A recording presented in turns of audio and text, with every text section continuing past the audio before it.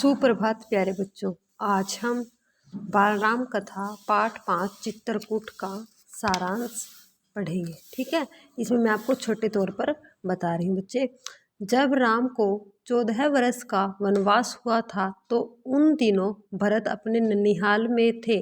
राम को पिता दशरथ द्वारा वनवास देने पर राम वन को चले गए और उनके साथ सीता लक्ष्मण भी वनवास को चले गए।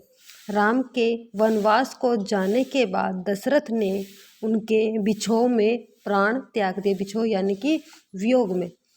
भरत को उनके ननिहाल में सूचना भिजवाई गई और उन्हें तुरंत बुलवाया गया।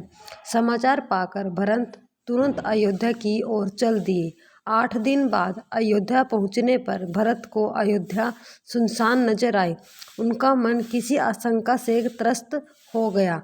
उन्होंने राजमहल में जाकर अपने पिता को ढूंढा तो पिता नहीं मिले। फिर वह अपनी माता कैकेयी से मिले। कैकेयी से उन्हें सारी बात पता चली कि उनके पिता स्वर्ग सिधार गए हैं और बड़े भाई राम वन को चले गए हैं सीता और लक्ष्मण के साथ। भरत को अपने पिता की मृत्यु का बड़ा दुख हुआ। भरत ने कैकेयी से राम के वन जाने का कारण पूछा तो कैकेयी सारी बात बता दी। उन्होंने ने ही महाराज दशरथ से राम के वन जाने का वरदान मांगा था ताकि उनको राज्य की राजगद्दी मिल सके। यह सुनकर भरत कैकेयी पर बहुत नाराज हुए। उन्हें काफी भला बुरा कहा। फिर वह माता कौशल्या से मिले और उनसे क्षमा मांगी।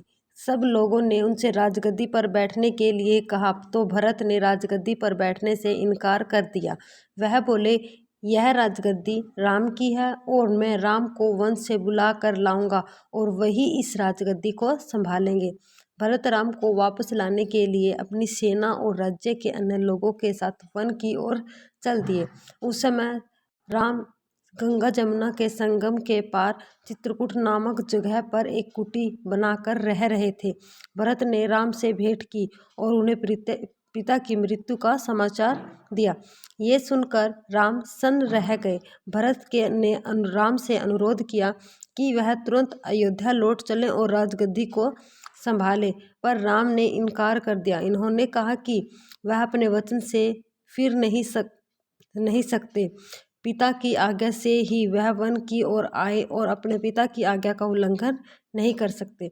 14 वर्ष के वनवास के पश्चात ही वो अयोध्या आएंगे। भरत के जब काफी आग्रह करने पर राम नहीं माने तो भरत ने उनसे उनकी खड़ाऊ ले ली। चरण पादुकाएं होती है जो बच्चे।